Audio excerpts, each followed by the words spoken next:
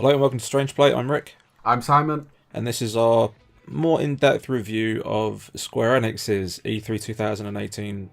I don't want to say press conference because it was a pre-recorded video, wasn't it? Yeah, the more eagle-eyed of you viewers might have noticed that we didn't do a live reaction to this, and there's a very good reason for that. Yeah, we got partway through it and gave up because it was a bit bollocks. Yeah, because it wasn't very good. Yeah. That's not to say that there wasn't some great games on the show, because there really was, but as something to just do a commentary over, didn't really see worth it. So we're going to skip the bit where we talk about the presentation and jump right into the game. So the first thing that got showed off, we finally got to see some Shadow of the Tomb Raider gameplay. Like, what did you think to that? Yeah, looks lovely. As someone who's not played the reboot of Tomb Raider, I'll find myself saying this a lot with these games. Not just Tomb Raider, the other games that have been getting sequels. It's made me want to go back and start from the beginning on the ones that have come out.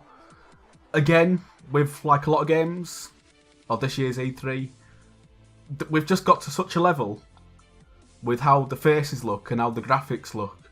It's becoming a little bit of a blur. It's hard for me to explain, like, they're sort of interchangeable because they're all so good that they're following the same path. You mean like it would be easy to not mistake, I suppose, but Shadow of the Tomb Raider and The Last of Us Part 2. Yeah, they're very, very similar. They're following, although they're very different games, they're following very similar templates, with the stealth mechanics that they're going. And I think that's more to do with game designers learning off each other and what works and what doesn't, and all the technical ability that goes into making those things work. It's in no way putting them down. It's just, that's the way it is. But yeah, I've got nothing bad to say against Tomb Raider, certainly. I do want to go back and play it. So, yeah, that's what I think of it. Yeah, I can't recommend Tomb Raider enough. It's one of my favourite games of the last generation. Yeah, I actually got it on PC, and I held back on playing it because do you remember at the time they were banging on about how realistic her hair were? Oh yeah, each strand was animated and stuff. Yeah, and my graphics card wasn't strong enough to run it at the time, so that's why I never played it. I was just like, yeah, I want to run this on ultra settings, which I can now. You've got no excuse now. Yeah. But Shadow of the Tomb Raider looks absolutely phenomenal. It's got some of the best facial animations I've ever seen, especially on an in-game engine. Like, Injustice 2 seemed to really break the mold with that, and Tomb Raider just seems to have taken it to the next step. The stealth seems to have been leveled up since the original one, which is fine by me. I'm a huge stealth fan. I loved it when she was rubbing mud on herself. Like, I want to know if that's a mechanic that you can do. While we were watching it, you compared it a little bit to Metal Gear Solid 3 Snake Eater. Yeah, and a little bit Dying Light when you can rub the zombie guts on you to do a bit of stealth. And if that's a mechanic that they're adding in it to really help with the camouflage in the stealth sections, it sounds like it's going to be a lot more in-depth, and I am completely down with that. So Shadow of the Tomb Raider has me very excited, and I can't wait to see more. So we shift across to your ballpark for the next one. Final Fantasy XIV's Under the Moonlight update.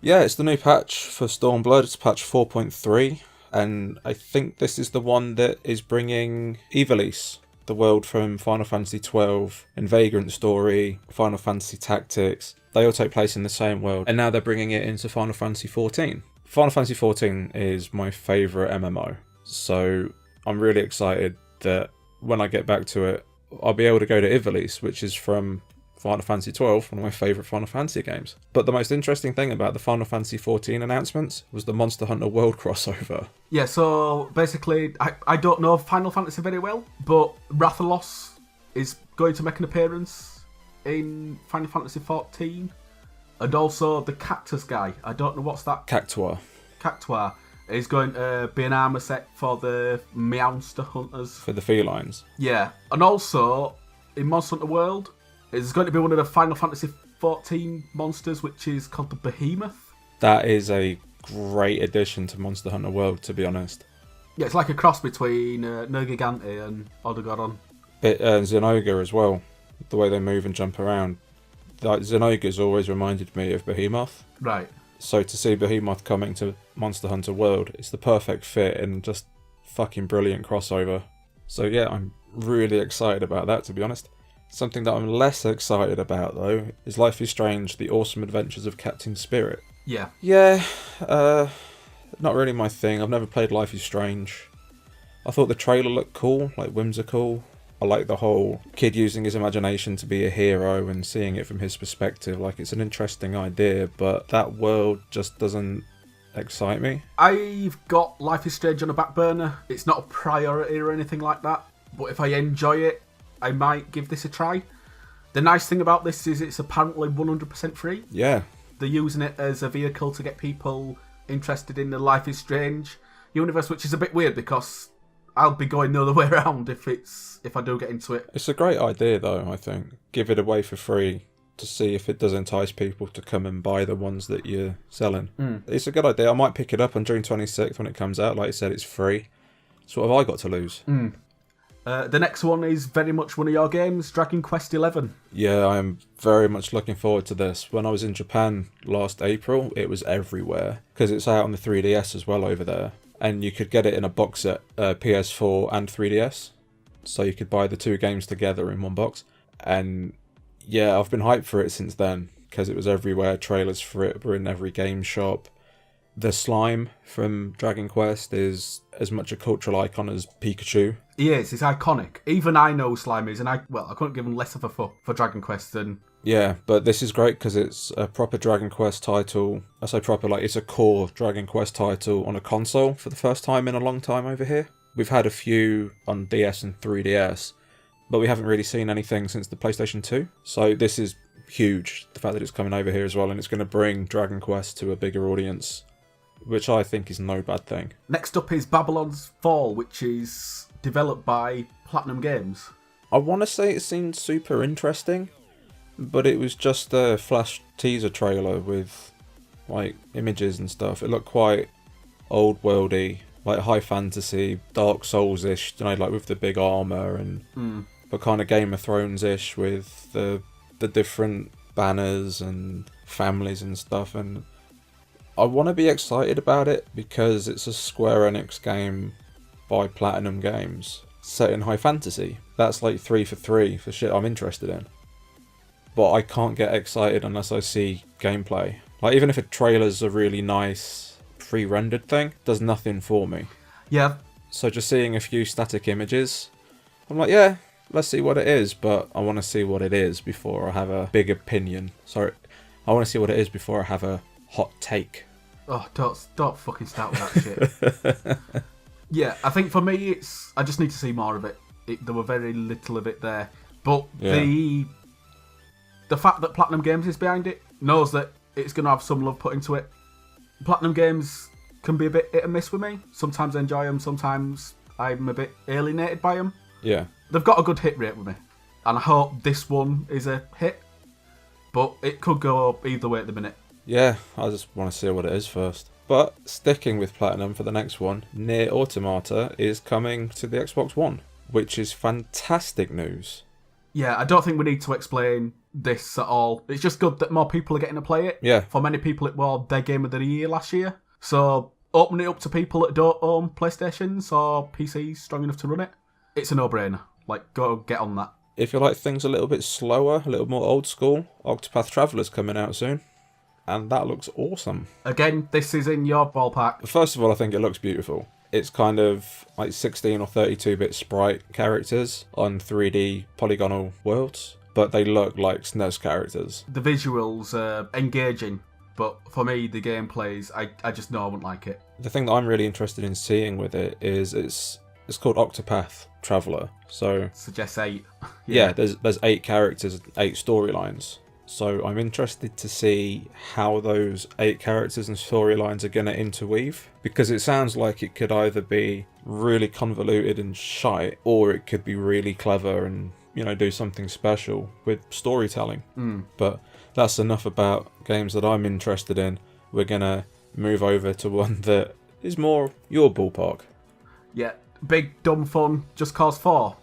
Recon Rodriguez has basically killed all the dictators that ever lived, and he's going to South America this time. There is a nasty lady that he's going to have to deal with, but there's also the weather that he's going to have to deal with. They've started by putting rain, which sounds really, really stupid, but it looked kind of cool. You could see it in the distance, like you can in real life.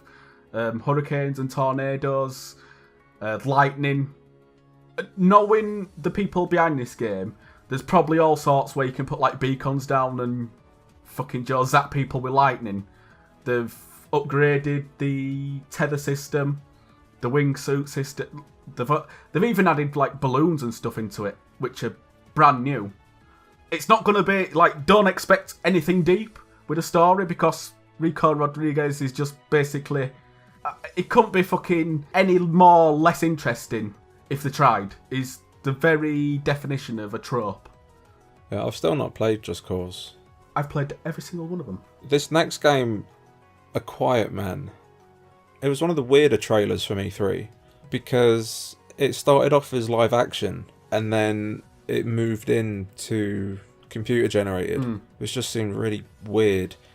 They didn't give anything away from it. It's basically a deaf guy beating up some Mexican looking gangbangers. Some locals. Do you know what? When I was building the notes for this, I didn't really think much of it when I first saw it. I was like, oh, it's a deaf dude and he knows karate or whatever. Yeah. And when I watched it again, I was like, oh fuck, do you know what this is? This is their second attempt at the bouncer. I made the same comment on the Big Red Barrel podcast that I recorded yesterday.